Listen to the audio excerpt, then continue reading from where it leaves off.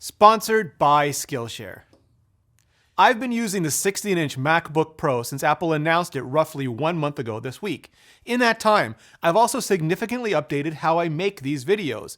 Not only have I rearranged that wall behind me so I have more room to store all the gear I've gone back to, but I've upgraded the lighting as well so it's more balanced and flexible. I switched from the Panasonic GH-5 to the Canon C200 a while ago, and I've recently started shooting in C-Log, which provides slightly more dynamic range but requires color grading to go from flat to phat.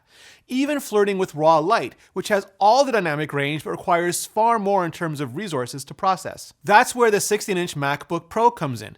Yeah, not the new Mac Pro. I looked, I longed, I FOMO YOLO'd, but in the cold hard light of workloads and budgets, I ended up sticking with the 16-inch MacBook Pro. Why? I'm Rene Ritchie, and this is the 16-inch MacBook Pro 1 month later on Vector.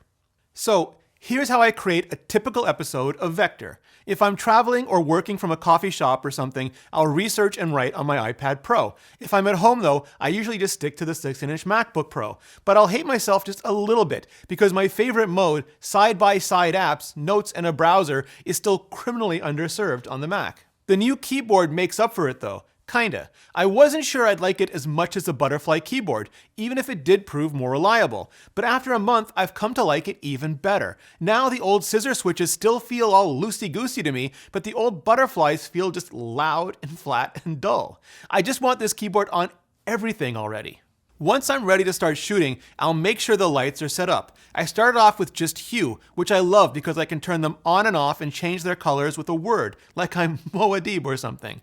I just got a pair of digital Sputnik Voyagers though. Mostly, yes, because I heard about them being used on The Mandalorian, but they're also way more flexible than hue and can even animate in multi-colors, but they're also more fussy to use, so I'm keeping it simple and solid, at least for now.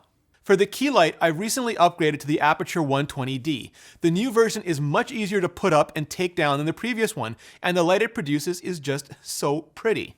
For the kicker, or the light 3/4 behind me, I'm using an old bicolor light, but I'm looking to replace it with something smaller but more powerful soon. I'm shooting all the A-roll, which is to say the main talking head part of my videos, with that C200 now. For audio, I started off using the same Hale PR40 that I've always used for podcasts, but got tired of having it in the frame. So I got a bunch of acoustical panels, and I settled on the Sennheiser MKH416. I used to plug that into a USB Pre-2 interface and record everything into my Mac, then sync it all in Final Cut Pro 10.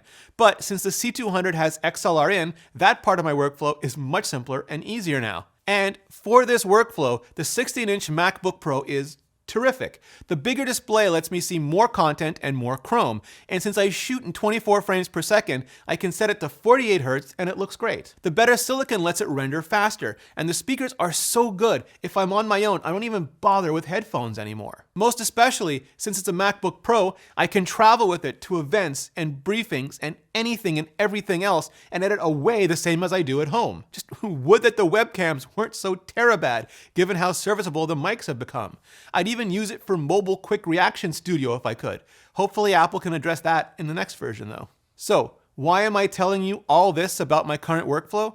Well, 1, because a lot of you have asked, but 2, because it shows that while I may want a scorching hot new Mac Pro and Pro display, I don't really need one. If I was shooting in HK RAW like Jonathan or Marquez or Justine, especially with multiple cameras, and most especially in ProRes, the Mac Pro and Afterburner card would so accelerate performance that it'd be easily worth it for me. Likewise, if I was shooting in HDR, that Pro display would let me edit it in all its high dynamic glory. But I'm not, at least not yet, and for me, that's where the Mac Pro really makes sense, as the Mac for people who really need more than any other Mac can provide. More memory, more storage, more cores, more graphics, more PCIe slots, more displays, more everything. That's where the price tag, which starts where the 16-inch MacBook Pro ends, makes total sense. I do love the idea of its expandability and longevity. My old Nehalem Mac Pro is still alive and kicking with pretty much everything hacked and upgraded, and that's going on a decade old. But want isn't need, and the 16-inch MacBook Pro gives me everything I need right now, especially with the new memory and storage options, which I don't even really need to max out. 32 gigabytes and 4 terabytes is plenty for an incredibly high-performance mobile workstation to take with me everywhere. In the future, Who knows? Like I said, I'm still learning about all this. Luckily, Skillshare has courses like Ryan Booth's DIY cinematography, which is exactly what I'm trying to do with this channel.